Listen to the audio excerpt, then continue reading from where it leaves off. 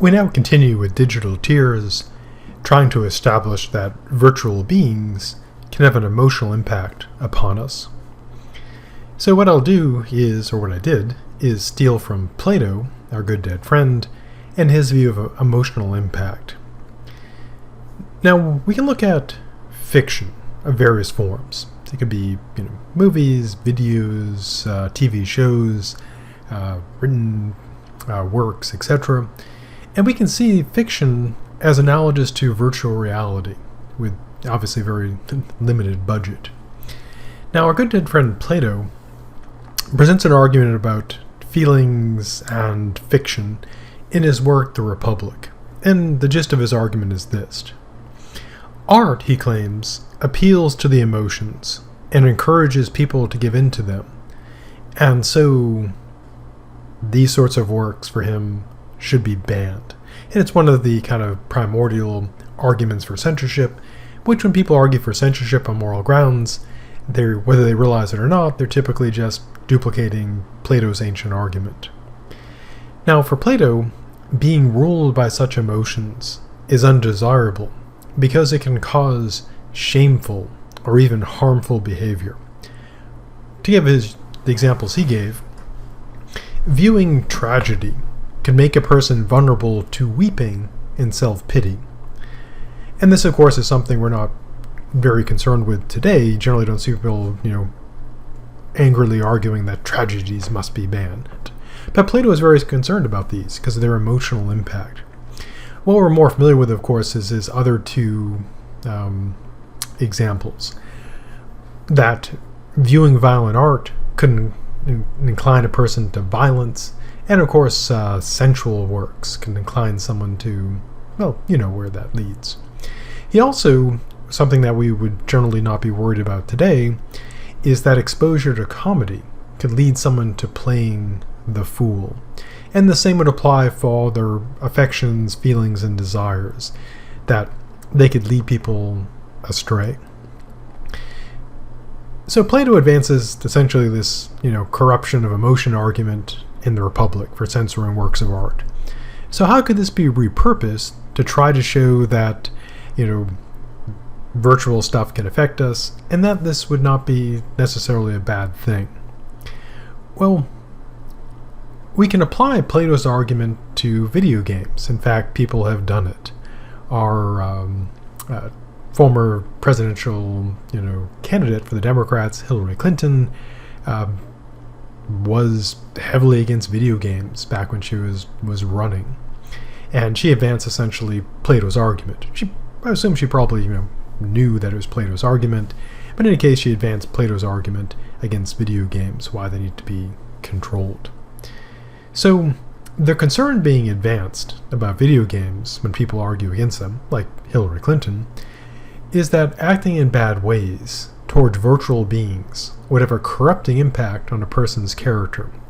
And of course, during the time period when she was running, kind of the game that people tend to bring up was Grand Theft Auto, when she was expressing her concerns.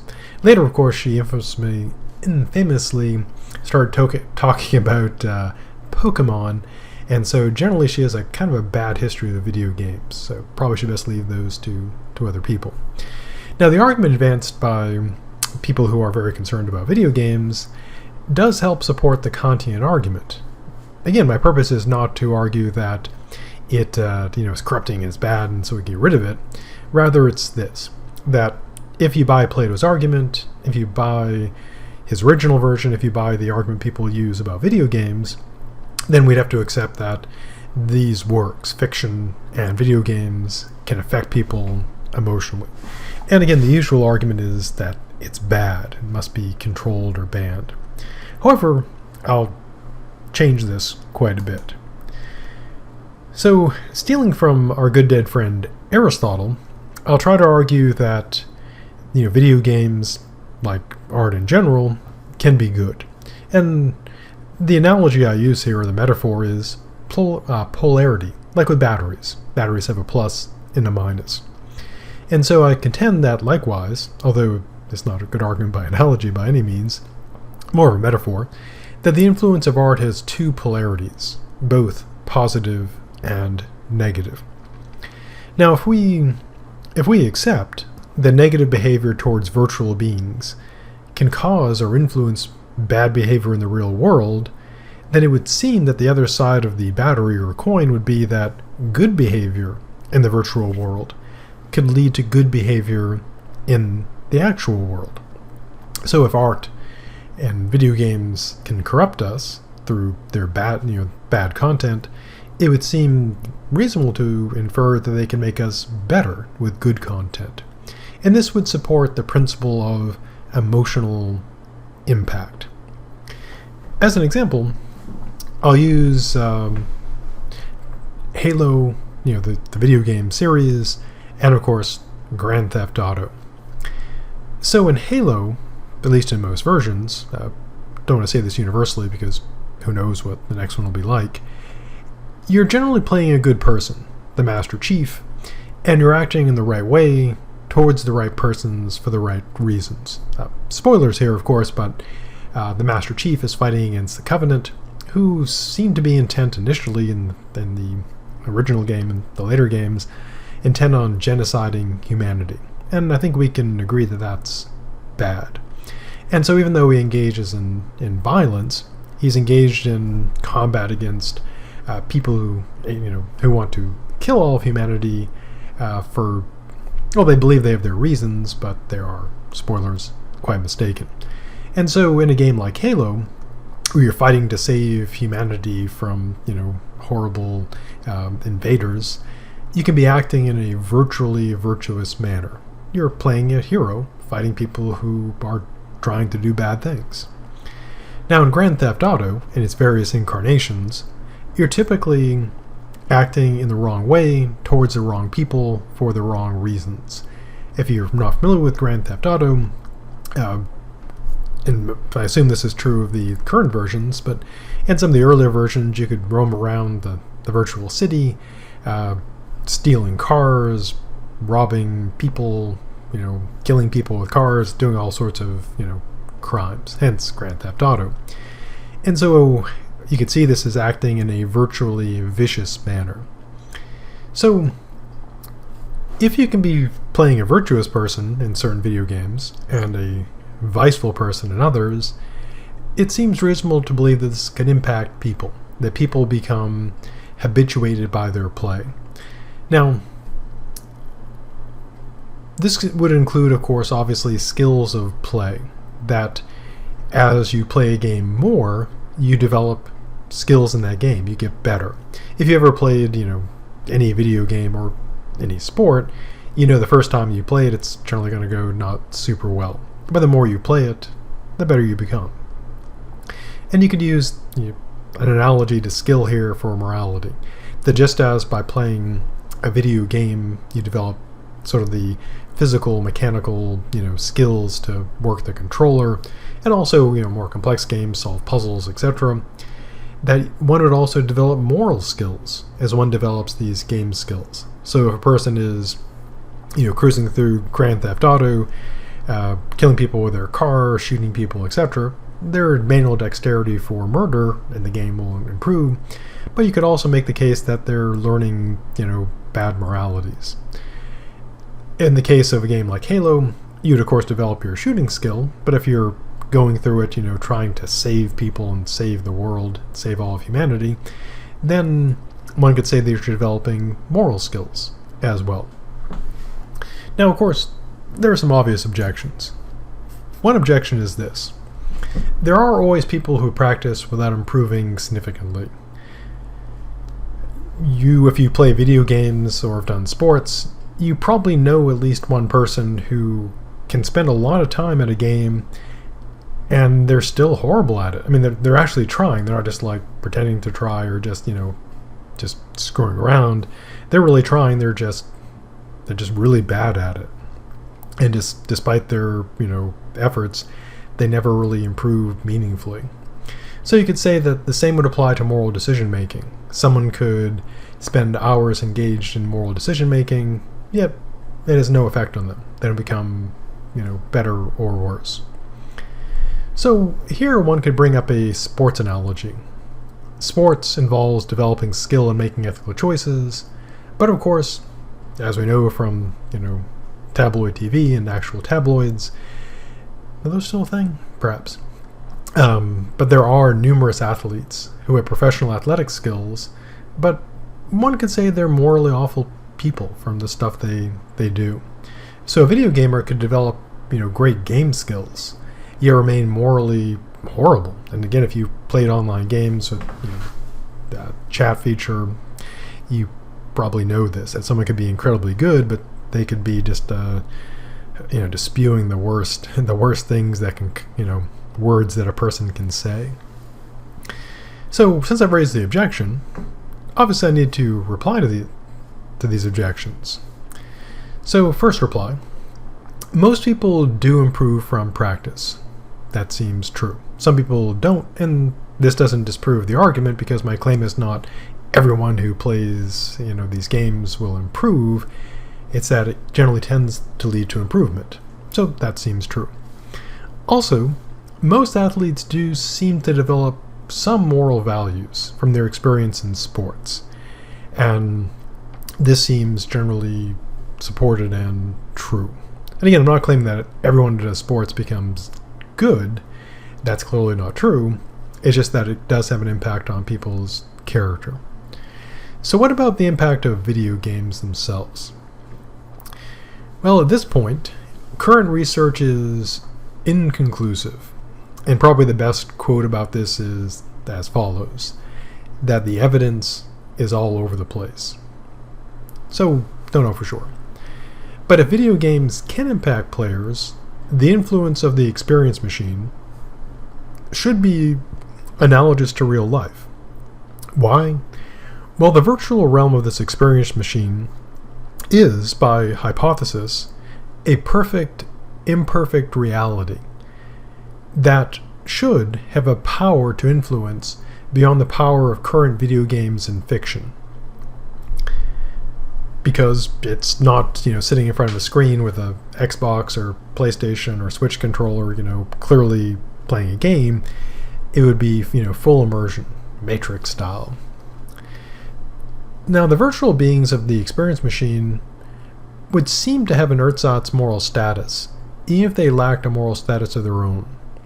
And a person in the experience machine would have indirect duties to the virtual beings of the experience machine, because how they act towards the virtual beings would shape their character and their behavior towards actual beings.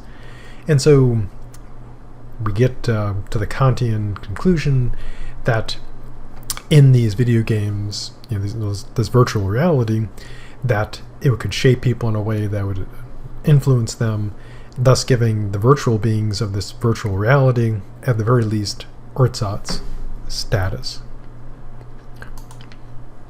But wait, there's more. Now, what about beings that actually do have status? Because the whole first part was essentially, again, assuming, suppose we have entities that have no status of their own, that the virtual beings in the experience machine or virtual reality are just program objects, that somehow we know that they have no qualities that give them moral status. But now suppose that some virtual beings possess relevant qualities that are needed for moral status. Now, being philosophy, of course, there's been unending debate regarding what qualities are needed for moral status. That is to say, what do you have to count, to be a being with moral value? So, the objective would be to provide an adequate reason to accept that whatever the qualities might happen to be, that whatever people eventually reach a decisive argument about, that virtual beings can possess them. So fortunately, I don't have to settle what are the necessary qualities to have moral status. If I could do that, that would be really great, but alas, cannot. All I need to do is give a reason, at least enough reason, that people would say, yes, whatever these qualities might be, there's no compelling reason to think that virtual beings can't have them. So this would involve passing some tests. So, in the hypothetical experience machine, we're supposed to accept, for the sake of the thought experiment, a virtual world that can provide every experience a person could desire. Again, think of the 1999 movie Matrix, or if you want something more recent, think of, more recent virtual world stories, movies, TV shows, etc. Now, the video games we have now, which of course are, compared to the experience machine, incredibly limited, but the video games we have now, played on PCs and gaming systems, show that many rich stories and interacting complex characters can be presented to us. A good example is many of BioWare's games. They did the Neverwinter Nights series, basically D&D. They did the famous Mass Effect series, System Shock, etc. And they're well known, also some of the Star Wars games, and they're well known for having these very deep stories and very interesting non-player characters working with existing very limited technology. Now, the experience machine would be exponentially more impressive, because to do what it does under Nozick's conditions, it would require an incredibly sophisticated artificial intelligence and artificial emotion system to create what we would call, video games and role-playing games, non-player characters. They would have to be on par with actual people. Why? Well, because the virtual people, to give us all those experiences that anyone might want, would need to duplicate the behavior of actual people. And so they would pass what's known as the Turing test. So the Turing test was developed by Alan Turing, and it works, roughly put, oversimplified like this. You have a case where you have one human communicating with another human in a computer through text messaging. And the objective is to discern solely through the text, which is why you're using text, to discern which is human and which is the computer. Now, if the tester cannot tell, assuming the tester is actually taking this seriously, etc., and not just has no clue as to what's going on, the computer would pass the test. It would seem to be intelligent. Now, the virtual reality of the experience machine is vastly more difficult, because in Nozick's experience machine, you're not just texting these virtual beings, you have full interaction. So one person's dream might be to have a deep and profound and meaningful, life in which they would, in the course of the experience machine, they would meet somebody, raise virtual children, live out a long life, and then have their virtual death. And they would have friends, etc.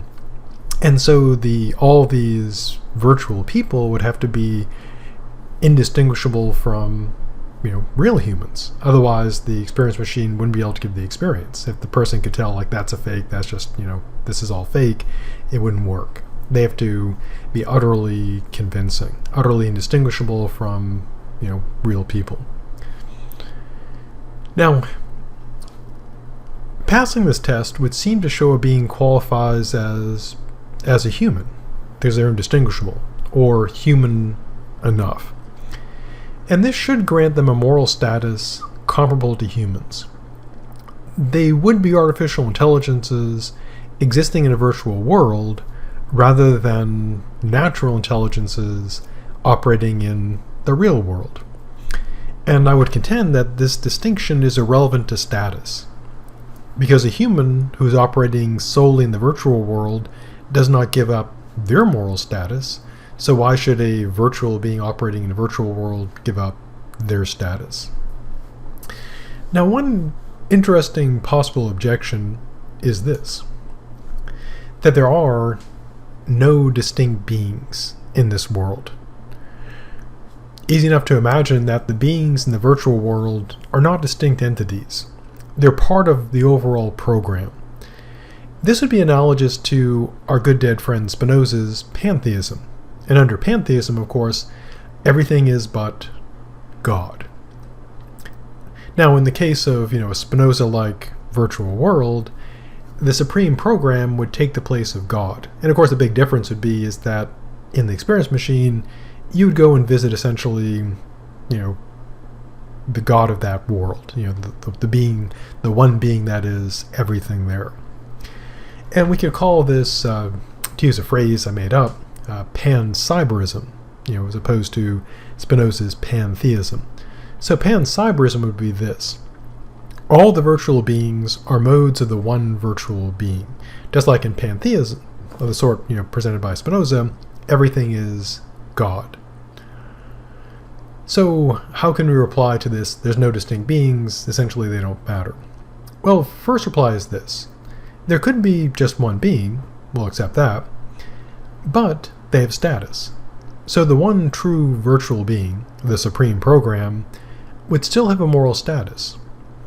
It's analogous to accepting the moral status of a human actor who plays all the roles in a play. If you found out, that if someone was so good at playing different roles and, they had such good makeup and costumes that after seeing a play or a movie, you didn't realize that it was all the same person, you wouldn't say that, well, those separate, those individual characters, they have no moral status. You'd say, oh, I guess, they do have moral status, but they're just one person. So while the different characters don't get their own moral status, the actor does. So the sole virtual being of the experience machine would have a moral status on par with its impressive qualities. In fact, it would be, in many ways, more impressive than a single human being because it could be everyone in that virtual world. It could, be multiple people, presenting itself as multiple people at the same time, which would require considerable capabilities. Next reply. Individuals. Now, it could be that the individual virtual beings are their own programs within the broader world, analogous to how we, real beings, exist as part of an overall reality, yet we have our own moral status. So you and I are, part of this world, but we have our own moral status, even though we're part of a bigger reality. As kind of a side point, if Spinoza is right about the real world, that his philosophy is correct, the world of the experience machine would be the same. Pantheism, there's just one world, would be true in the real world, and pancyberism would be true in the virtual world. Of course, if Spinoza was right, there would just be the one world. The virtual world would be part of God. So there'd just be one being.